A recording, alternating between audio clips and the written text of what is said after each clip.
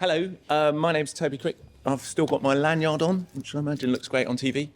I'm a partner in our technology transactions group, and today we've heard a lot from the regulators, and now we're going to hear about regulation. This session, we called it Navigating Digital Compliance because we thought alphabet soup was a bit informal, but what we're going to look at is what can feel like a bit of a regulatory deluge, a constant stream of new regulation. Mark was alluding to it in his introduction. And obviously, we're all familiar with the GDPR and how that's constantly changing and evolving, and we just heard from Toby that more changes are afoot, and the AI Act we're going to talk about in a bit. But there's some other regulations coming through that perhaps have had less attention, and we're going to talk about each of them in turn. We've got the NIS2, we've got the consumer aspects of the DMCC. We obviously heard already on some of the other aspects. We've got the Product Liability Directive, the Cyber Resilience Act, and finally, DORA, everybody's favourite.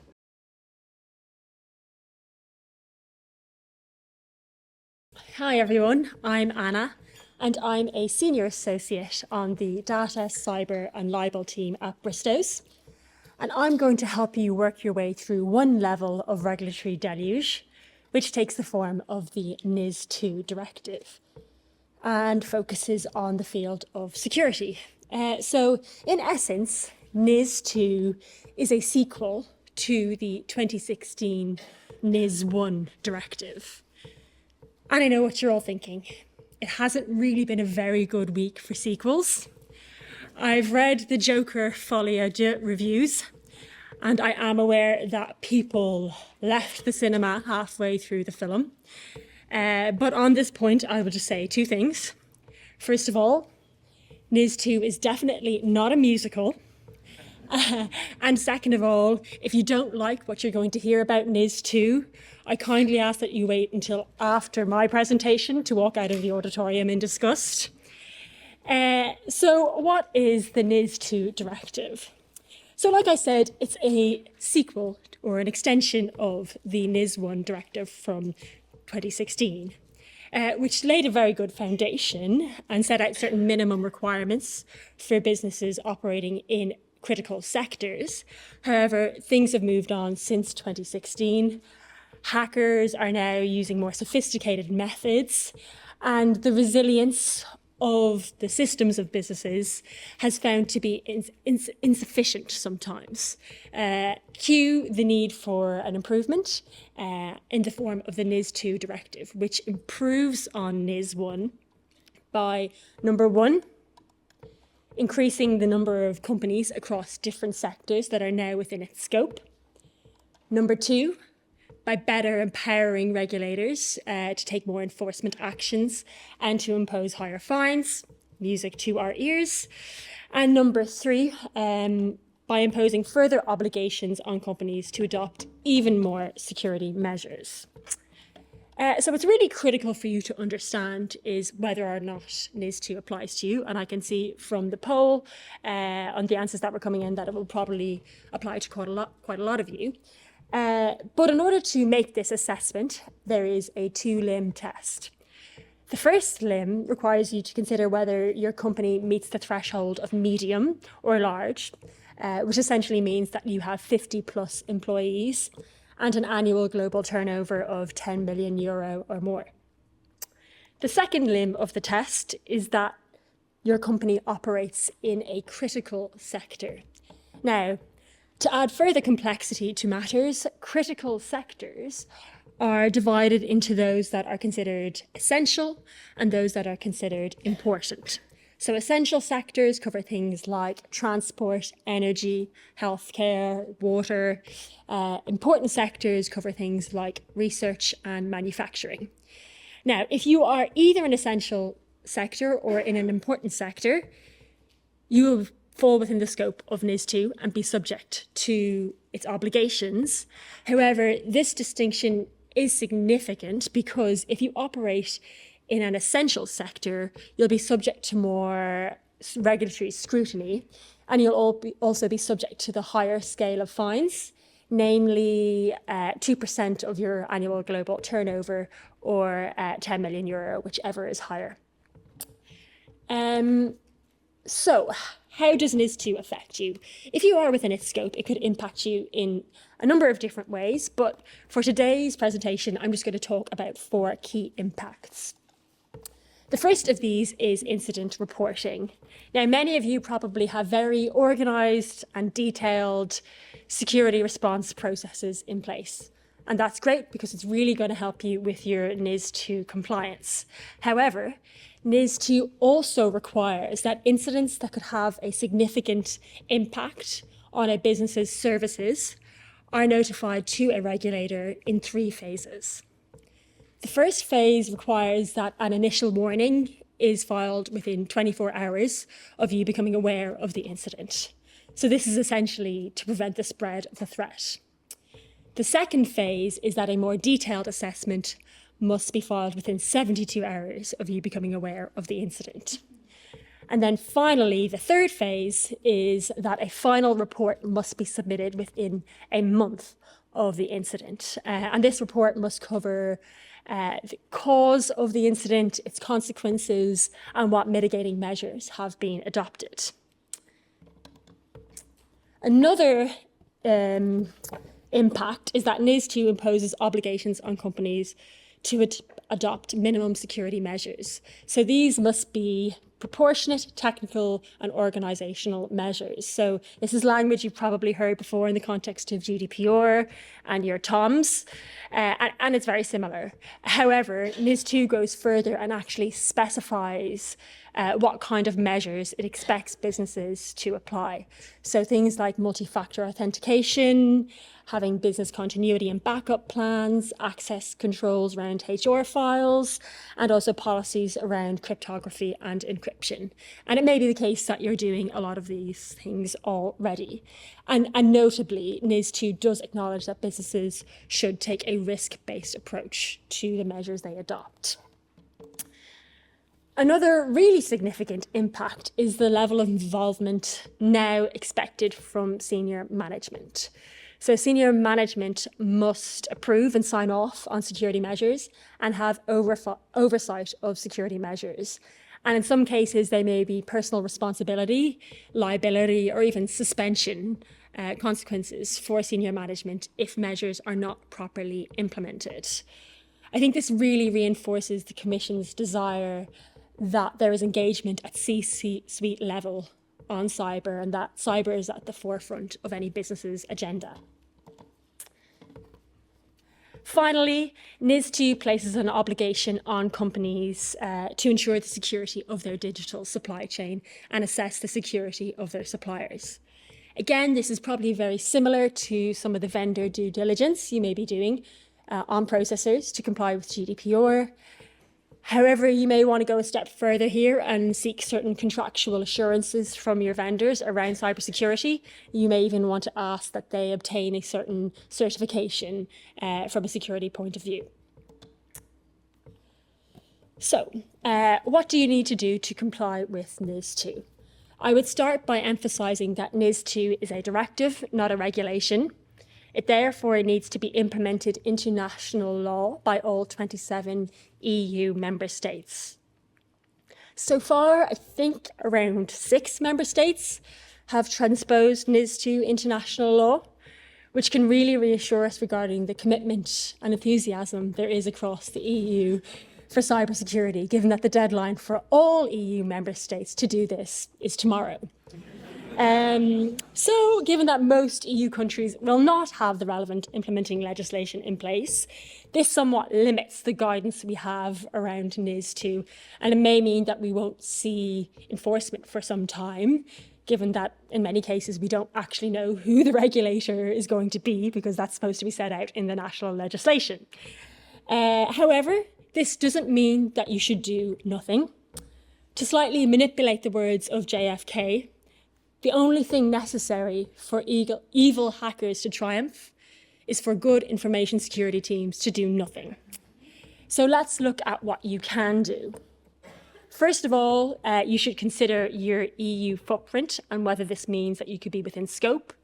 So NIS2 applies to companies that carry out their activities in the EU or provide their services in the EU. The UK will not adopt the NIS2 Directive. However, the government recently announced that it will be proposing a bill that will improve on NIS1 and it will contain similar content to NIS2. So definitely watch the space there. If you do have EU-based operations, you should consider whether or not you're within scope based on your size and on your sector. This sounds like it should be a straightforward assessment, but in practice it can actually be a little trickier because some of the terms like digital provider are not very clear, and it may require that you look at other pieces of EU legislation to assist with interpretation and ascertaining whether or not you're within scope. So it may be the case that you need legal advice to assist with this. If you have determined that you are within scope, look at the EU countries in which you have a presence and monitor the status of their national implementing legislation and have a look at any guidance that's going to be released, because this will be very helpful to you.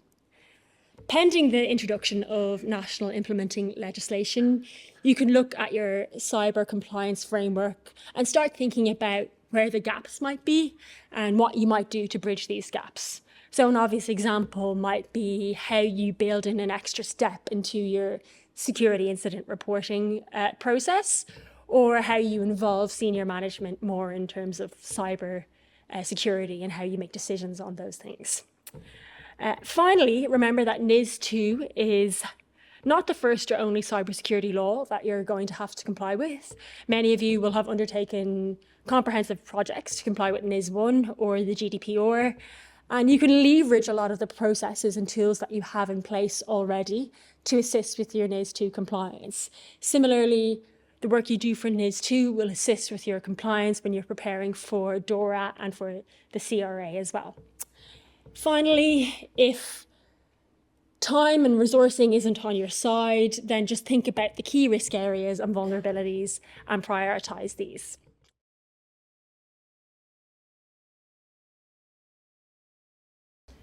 Thank you, Anna. So from levelling up on cyber to what we've called the Tetris of consumer tech, we're going to be talking shortly about the EU Product Liability Directive. But before we do so, we wanted to take a brief journey back to the UK to talk about the consumer aspects of the Digital Markets Competition and Consumer Act.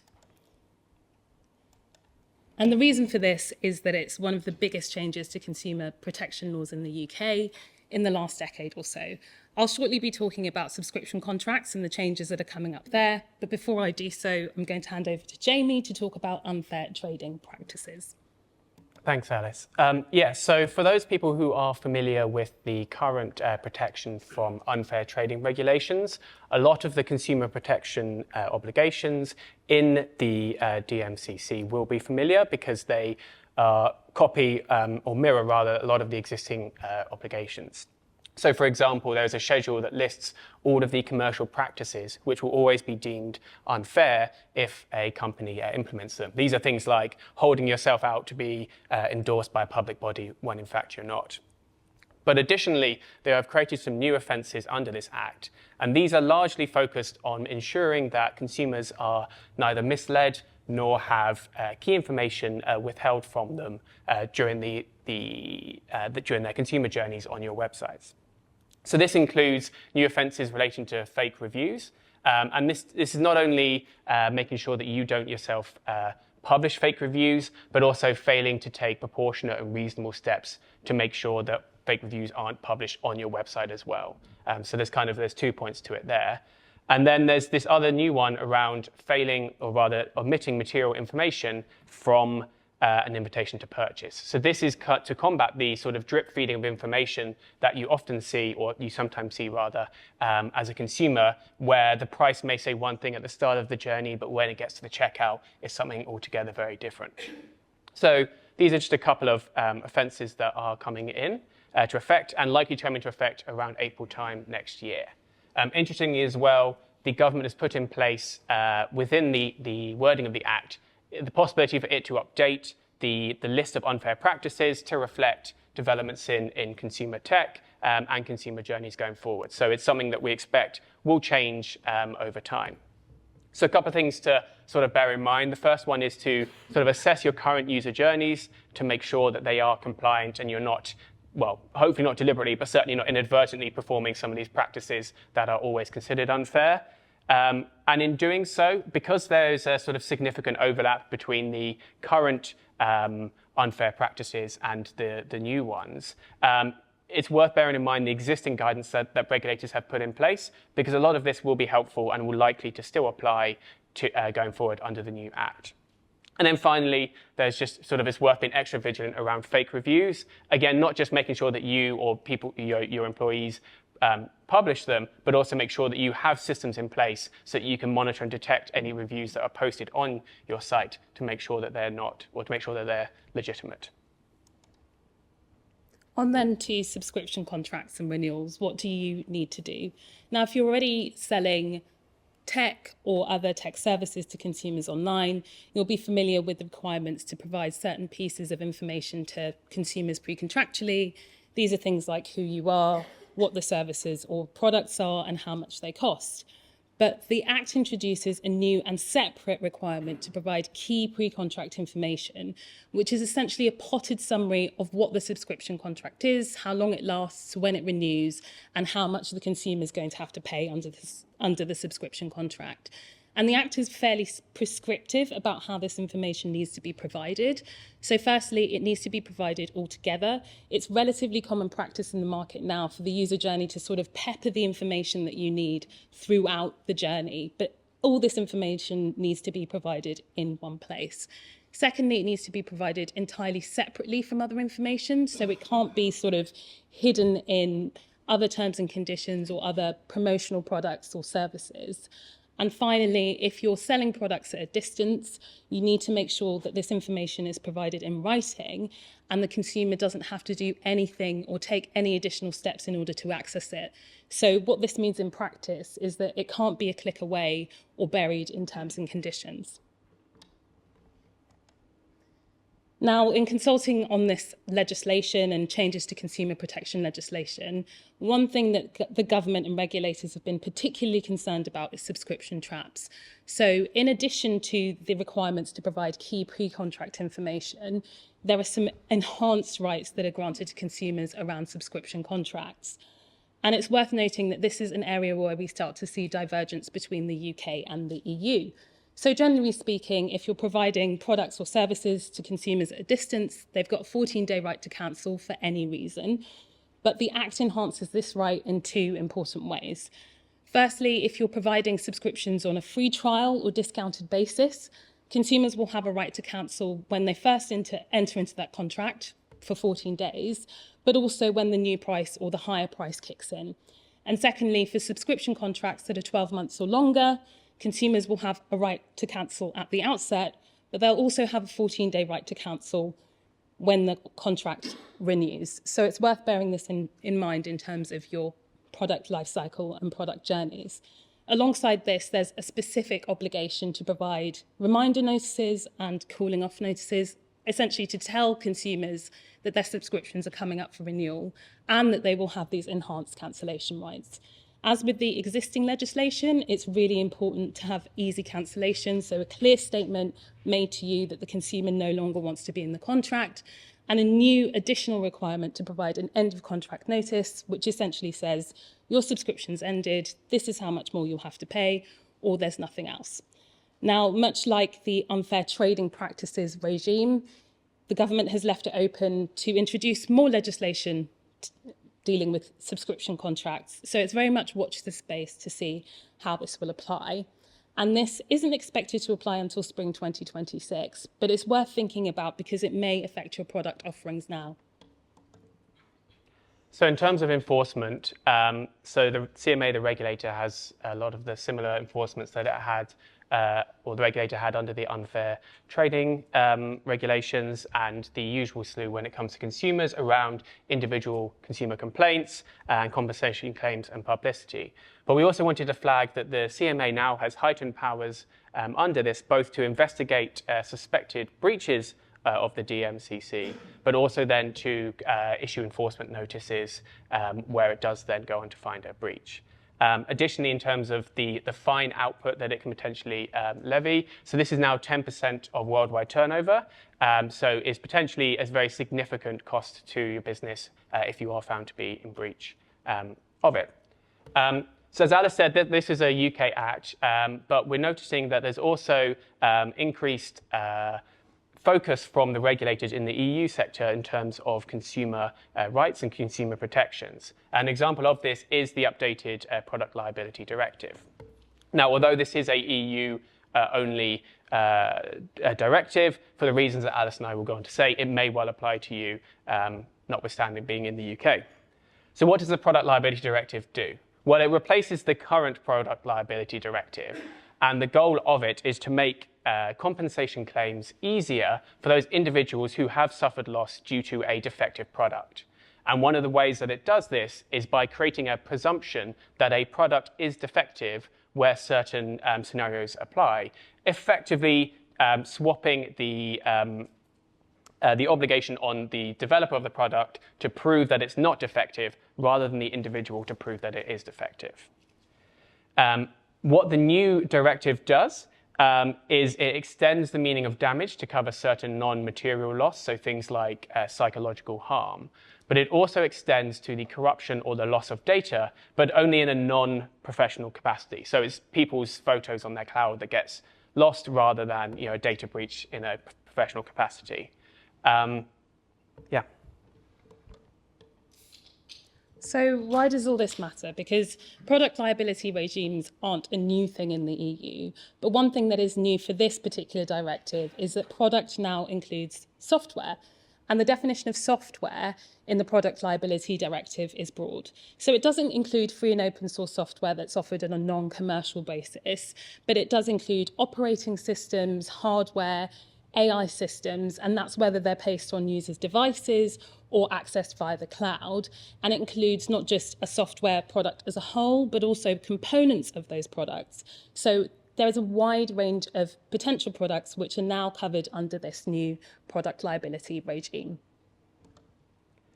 So what does it mean? Well, where an individual suffers damage due to a defective product, they are entitled to bring compensation claims from an economic operator, and that includes manufacturers, which Alice will go on to talk about. Crucially, as well, the directive expands the capacity for class action type claims to be made in respect of this. So it's not just a case of individuals coming on ad hoc basis, but actually the increased scope for class actions to be brought. Interestingly, because the definition of product is so broad and does include components of other products, where there are multiple entities that have contributed to a product as a whole, they will all each be jointly and severally liable, meaning that individuals will be able to bring a claim against any individual economic operator that has contributed to the pot of the product as a whole. And where an individual brings a claim or notifies you that they have a claim and it's reasonably substantiated, there are also obligations on you to provide certain information and sort of cooperate in their process. So there are additional disclosure and, yeah, as I say, cooperation obligations there. So the question on everyone's lips, am I a manufacturer? Well, you'll be a manufacturer if you develop, manufacture or produce products, so that covers traditional software development. But you'll also be a manufacturer if somebody else develops a product for you and you stick your name on it. And interestingly, you'll be a manufacturer if you develop products for use in-house, but those products somehow cause damage to an individual. Now, as Jamie mentioned, there's a joint and several liability regime. So it's really worth bearing this in mind if you put together different components in your tech stack. Due diligence is going to be increasingly important in making sure that your supply chain is providing products which aren't defective, because consumers could potentially come after you for a defective component within your product. So what do you need to do in respect of the Product Liability Directive? Well, the good news is that the directive is some way off from force. So although the final text has been agreed, it's not yet been published in the journal, and it won't come into effect until 24 months after it's been published. It will also only apply to products that are placed on the market after that 24-month date. Although, just a flag, that includes products freshly placed on the market for the first time, but also where an upgrade or an update to a product that's already on the market is made that substantially modifies what the product does, that will count as a new placing on the market. So just because you have a product currently on the market doesn't mean that the Product Liability Directive won't potentially apply to you in the future. So in terms of some things to think about in respect of this directive, it's worth taking a look at software that you either currently do provide or may go on to provide to make sure and assess whether you think it will fall within the definition of product. Following that, if it does, it's worth making sure that you see whether any other entities are potentially within scope, to sort of Alice's point around that due diligence process, to understand who else may fall within the definition of that manufacturer, and so may therefore also be liable where there are where the product is defective. Thirdly, make sure that you have processes in place to handle requests or complaints that consumers may bring at you for potentially defective products, so that you're able to handle them promptly and within the requirements of the directive. And finally, make sure that the software that you put out or the products comply with all relevant product safety levels. The reason why this is important is because a failure to do so is one of those scenarios where the product will be deemed to be defective just because you haven't done the necessary requirements under the various product safety legislation that may apply to it. Talking of product safety legislation and product safety levels, I think we'll pass on to Will now to talk about the Cyber Resilience Act.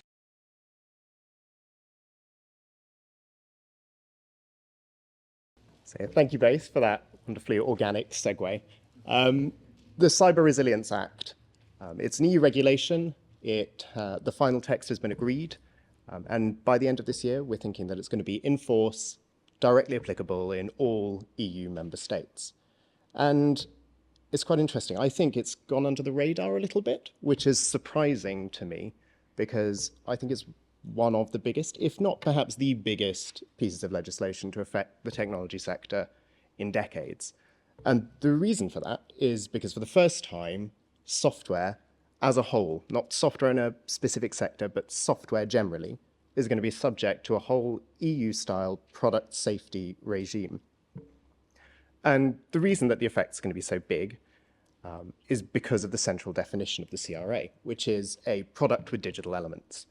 And as you can see from the slide, a product with digital elements is software, it's hardware, cloud services, software and hardware in combination, any permutation of these things, any product with the digital elements, crucially, including software alone, is a product with digital elements that may be subject to regulation under the CRA. And there are various different types of products with digital elements as well. So we have our important products with digital elements.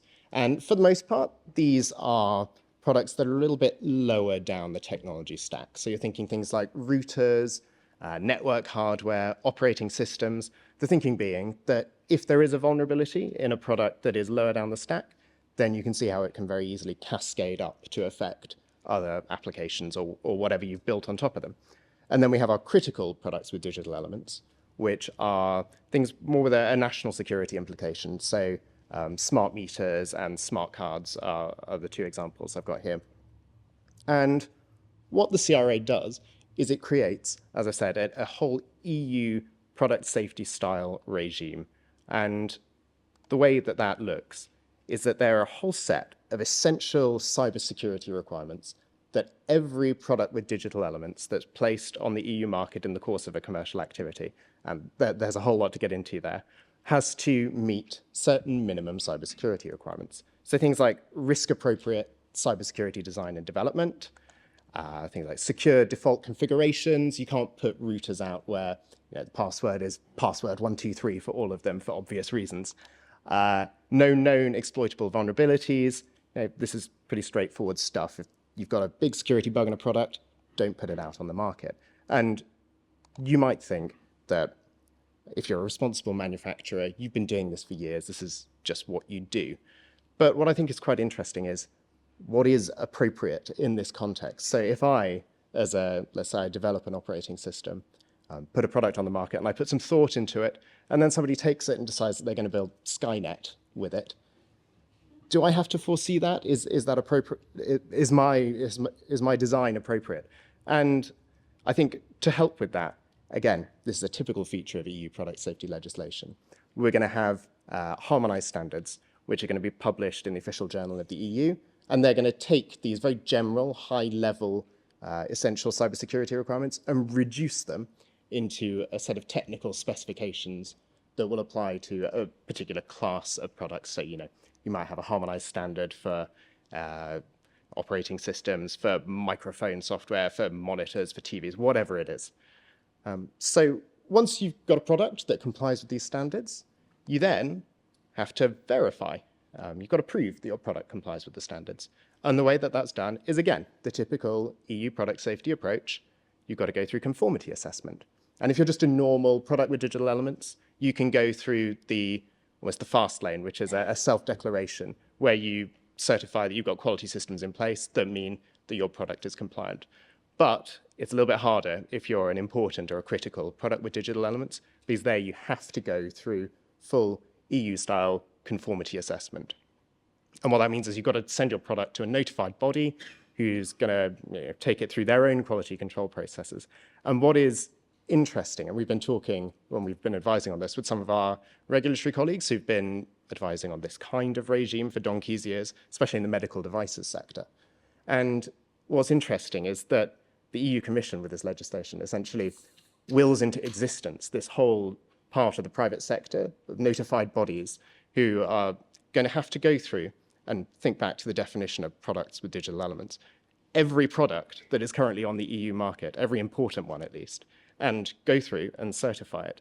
And there's a little bit of time to get this done, but not a huge amount of time considering the backlog. So it'll be interesting to see how that plays out in practice. And then finally, once you have been certified, you've got to take your CE mark and stamp it on your product to show that it's safe to go on the market. So that's what your product has to do. It doesn't stop there, especially depending on what kind of economic operator you are. If you're a manufacturer, there are other obligations under the CRA that may apply to you.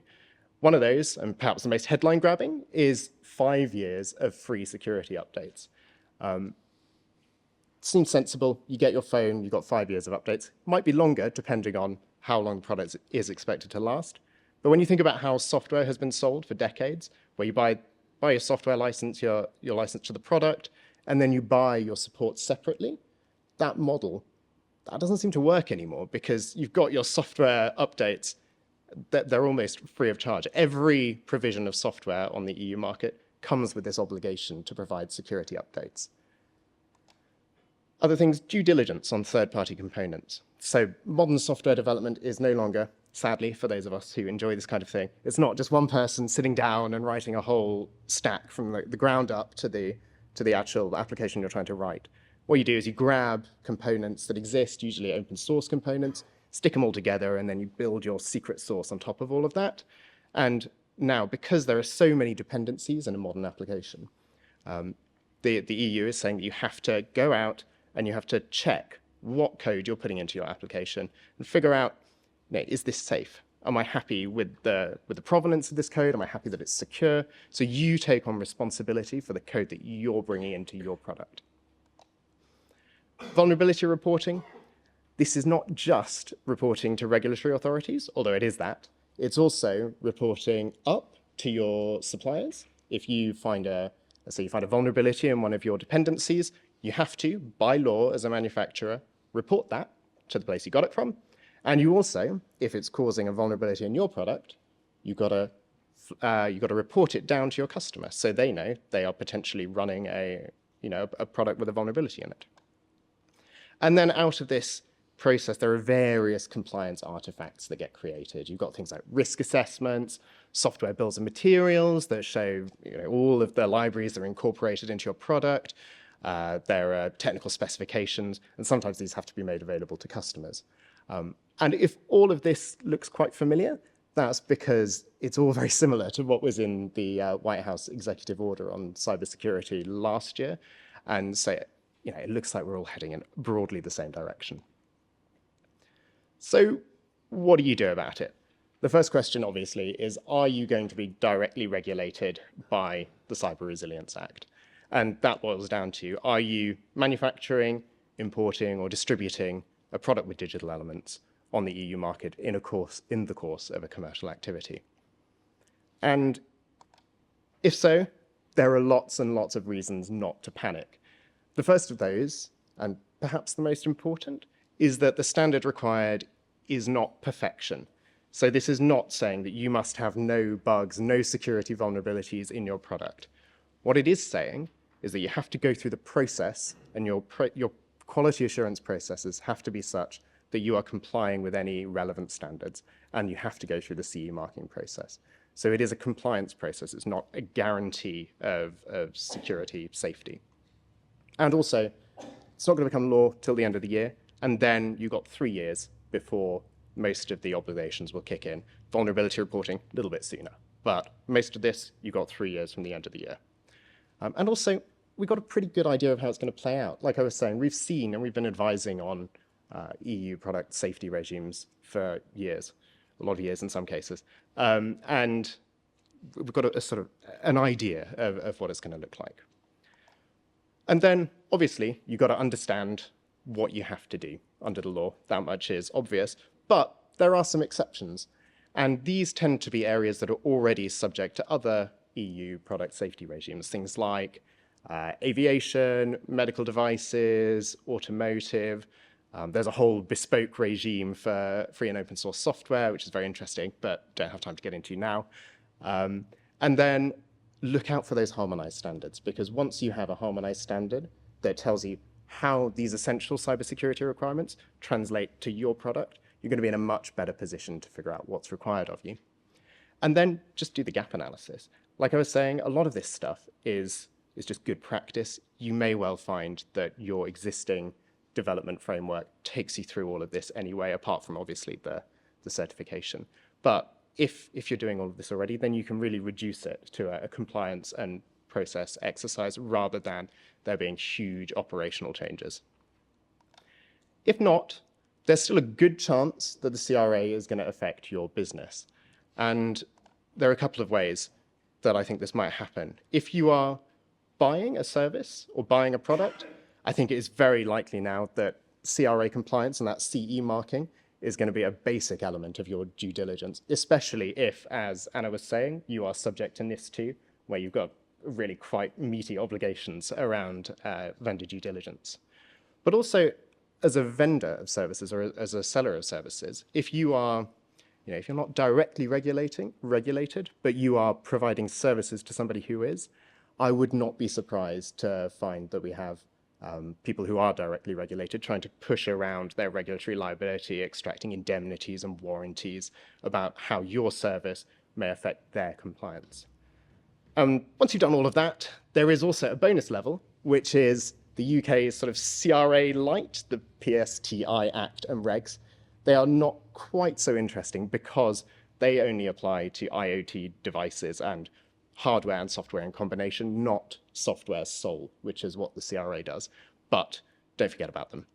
So in summary, before I hand you back to Toby, CRA is coming. It's big. There is a product liability regime for software. There's that also, but there is a product safety regime for software as well. And don't panic, but it is big. Thank you very much.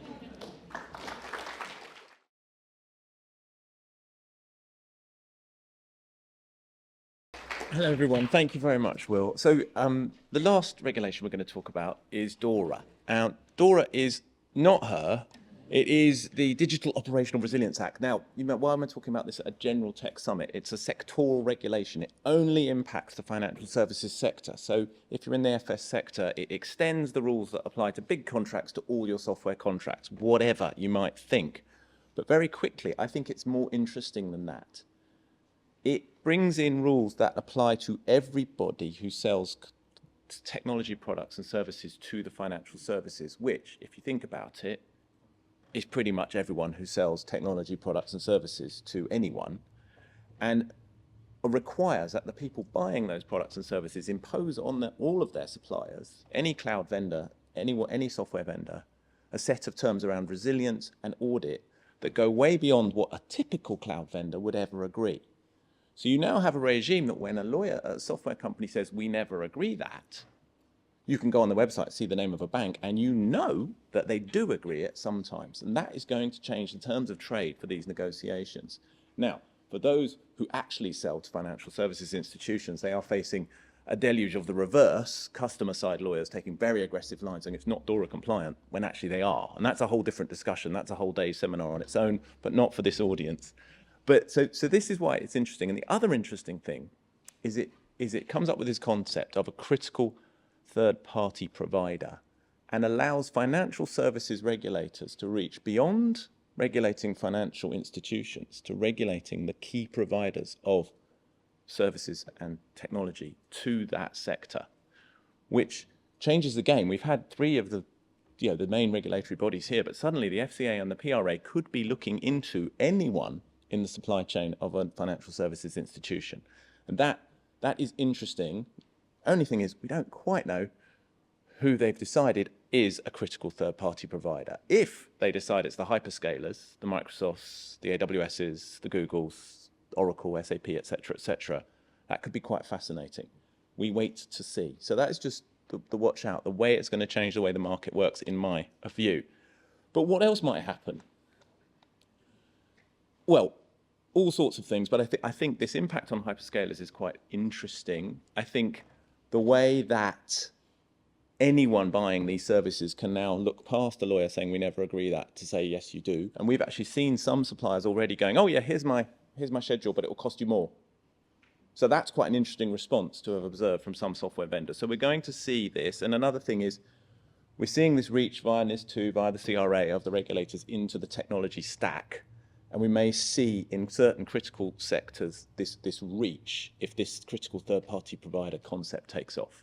And that's all I want to say on DORA.